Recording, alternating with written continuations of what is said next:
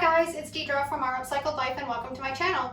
If you like thrifting, DIYs, and repurposing, you've come to the right place and we'd love to have you follow along. So make sure you like, subscribe, and hit the bell for notifications so you don't miss any great content. Today Tina wanted to be in the video, so she's sitting up here on the table, our little Yorkie. I'm doing a tutorial today on Mod Podge Iron-On transfer onto a canvas. A lot of people struggle with wrinkles and bubbles when they're trying to put a picture on a canvas with Mod Podge, and this technique helps get rid of some of that. So today I'm going to do a step-by-step tutorial to help guide you through when you want to do one of your own. Okay, let's get started.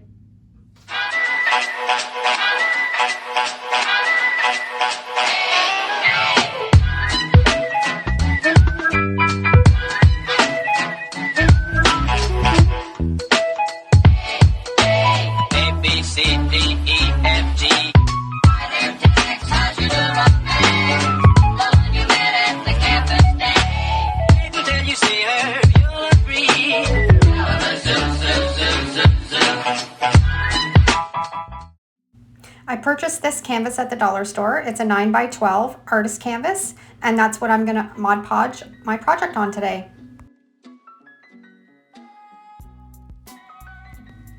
I always have better results if I actually paint the canvas before I Mod Podge on it, and I want to make it kind of an antique-y look, so first coat I'm putting on some acrylic dark brown paint as the base coat. I'm trying to give my canvas a little bit of an antique age look to match my graphic.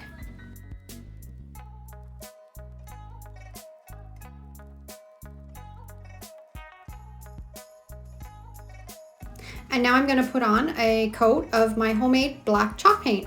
I find having the chalk paint as your base that you're going to put your Mod Podge on works the best over latex or acrylic. Now we're ready to apply the Mod Podge. I like using the matte finish Mod Podge, but you can use the gloss too. It works just as well for this technique for underneath. And you just want to put a liberal amount over the whole canvas. Now I used my LaserJet printer when printing out this graphic for this technique. You can try using an inkjet printer, but sometimes the ink tends to run when you introduce it to the Mod Podge. So let me know in the comments below if you've used an inkjet and you've had good results with it using this method. I'm going to be doing a tutorial next week on how to do this technique with an inkjet printer. There's an extra step that you need to do to ensure that it won't run. So stay tuned and I'll have that one posted next week.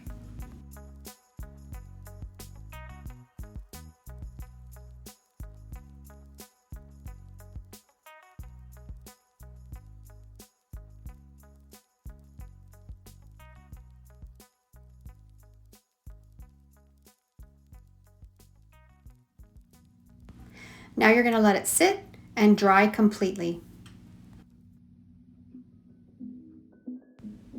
Okay, and now we're ready to put the paper on it. The Mod Podge is completely dry to touch. This is the graphic that I'm going to be using. It's from the Graphic Fairy. I'll put a link in the description to her website. She has so many wonderful graphics that you can choose from and print for free. And this graphic I aged and distressed with cinnamon. If you'd like to know how to do that, I'll put a link below in the description. I have a whole bunch of tutorials of different ways that you can age paper. Now before you do the iron-on method, you want to make sure that you have it completely centered on your canvas. You don't want it crooked and then have to start from scratch again. So I'm just going to lay some parchment paper over top of the graphic and get ready to iron it on. I have my iron set to 6 without any steam. You don't want any water getting onto the parchment paper and getting through to the Mod Podge.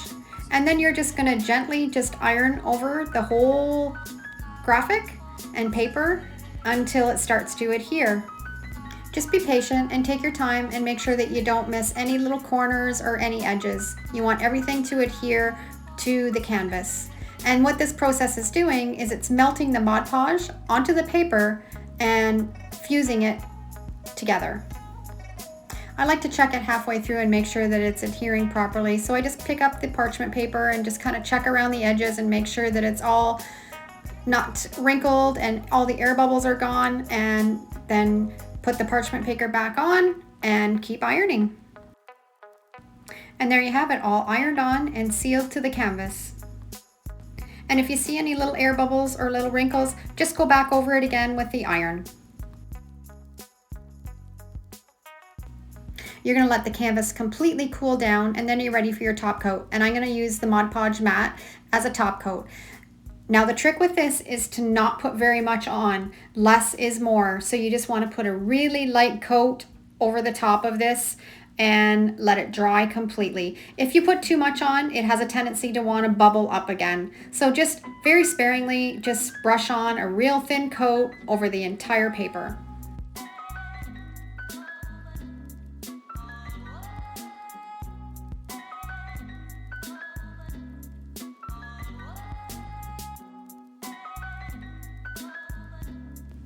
And there you have the iron-on method onto canvas using Mod Podge.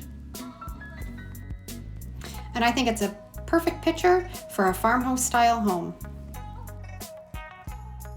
And this is the before and after of the cinnamon aging technique. If you'd like to learn how to do that, see the link above. I hope you've enjoyed today's tutorial and it's inspired you to try this method. Thanks for watching and have a great day.